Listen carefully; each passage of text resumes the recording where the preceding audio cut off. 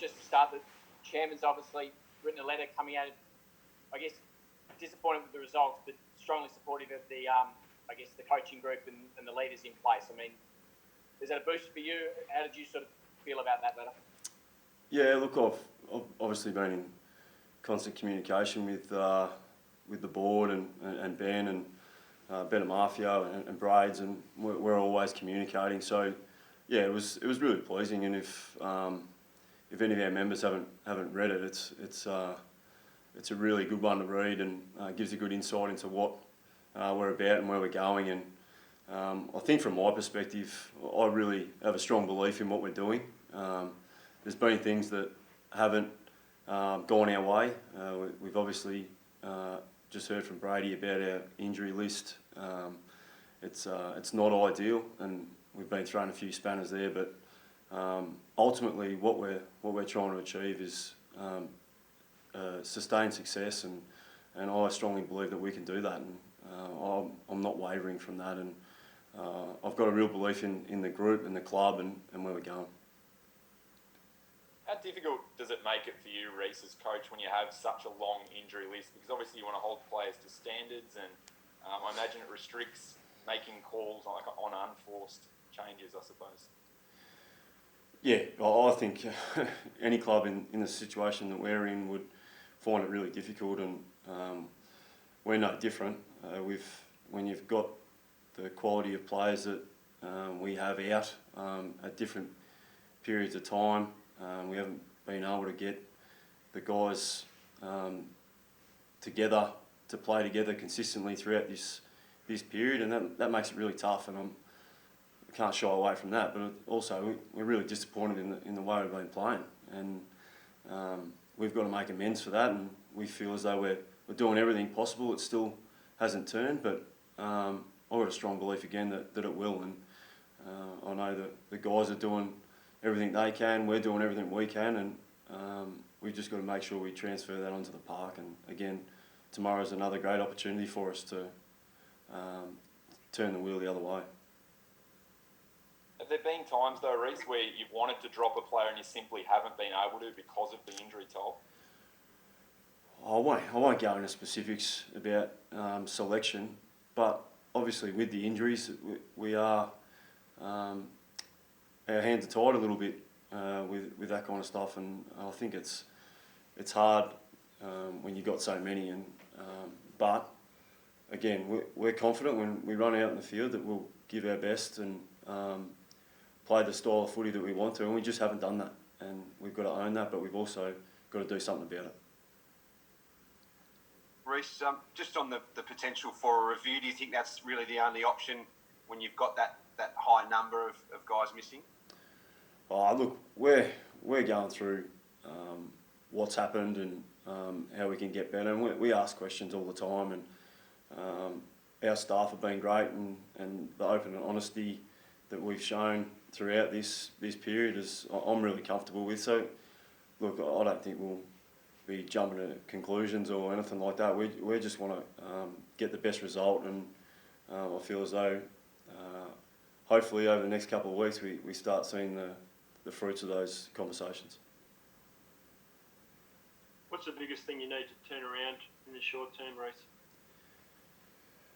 From a playing perspective, we got to get our game going, Peter. We really need to get that intensity up and about, and I think that's something that if you're off 5-10% in that area, you can get shown up, and I feel as though that's probably been part of the case with us. There's obviously a few other things that we can get better at, but that stuff is really important, and teams have just been ahead in that area, and we've been behind the 8 ball a little bit. Ben Brown's form's obviously been talked about a fair bit, Rhyce. The return of Nick Larkey, how much does that just help him out as well? Yeah, it's really pleasing for us, and we speak about our injury list over the last 5 weeks or so, and to get Nick, LDU, Cam Zerha and Jeddah back for us is a really significant boost our football team, and Nick plays a huge part in that. He's a fantastic young man. He's a great talent. He's going to play for our footy club for a long time, and he'll provide some really good support for Ben. But in saying that, Ben's owned his performances. We've had some really good conversations about it, but he's someone that works as hard as anyone on his game and leaves no stone unturned. So I'm really comfortable with where he's at in terms of his work rate. And again, he's pretty much like the rest of the team. If we keep working, we keep sticking in there, working on our game, I think it'll turn for us. And I know Ben's done a lot this week, and hopefully he sees the rewards as well. How much of that do you think is a product of, I guess, the team's form as a whole, or is it about him also adapting to certain changes in the game this season? Yeah, the team form obviously wouldn't help a big key forward, but I know Ben's working hard, and I'm really comfortable with that, and he'll get his opportunities, and I'm really confident that that'll turn really quickly. How does he feel about the speculation about his future at the club and his contract, Rhyce? Yeah, we really haven't spoken about that. Ben's a great young man. We've invested a lot of time into him, and he invests a lot of time into our football club, both on and off the field. And he's really keen just to get going as a footballer right now, and I think the rest will take care of itself. And he's really keen to get on the scoreboard and really contribute for the team, and that's all I can ask of him.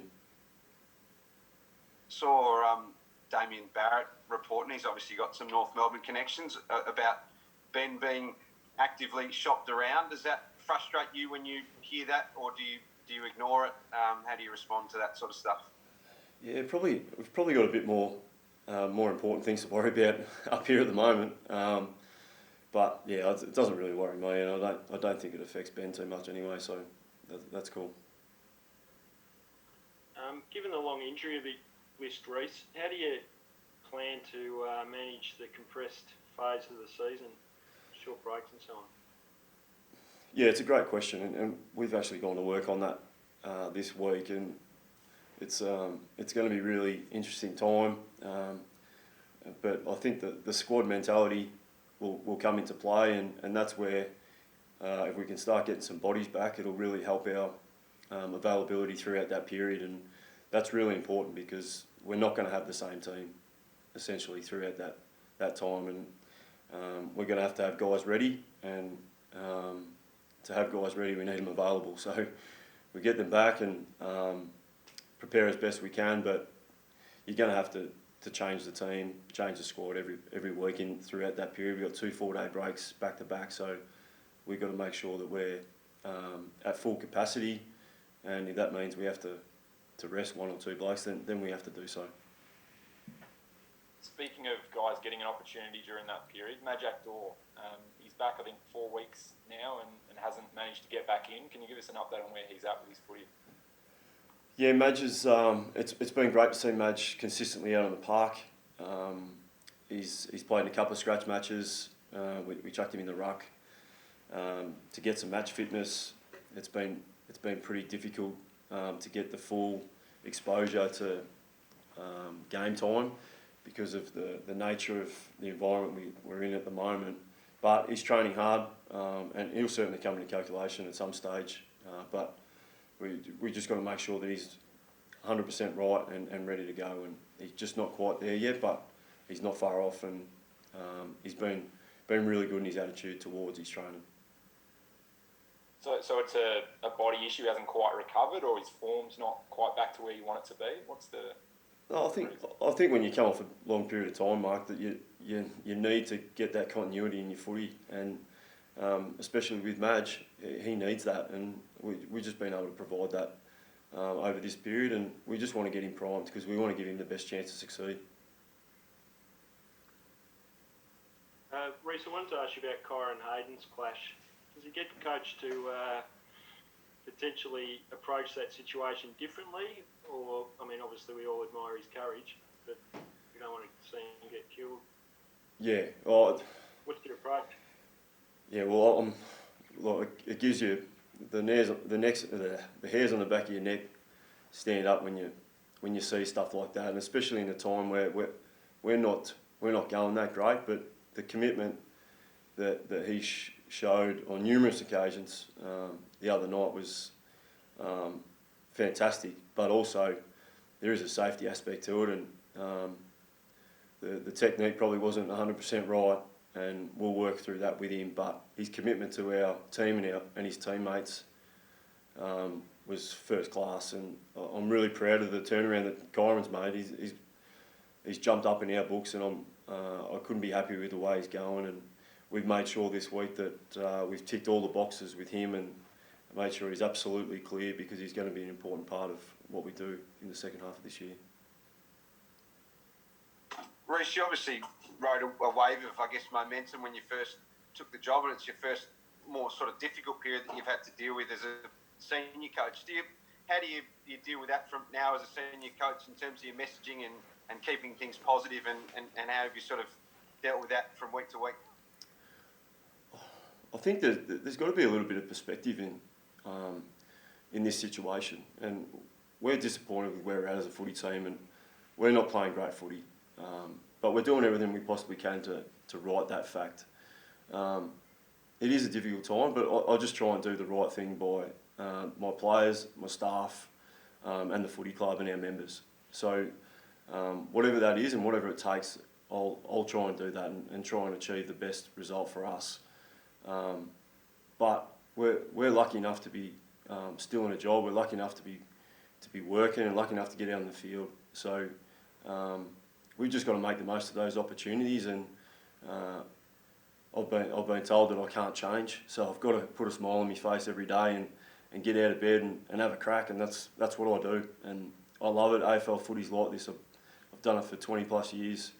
It hasn't been smooth sailing by any means for me or for anyone else who stays in the game that long. So this is just a little bump for us, and I'm really confident in the way we're going, and I know it'll turn, and I'm really confident in that.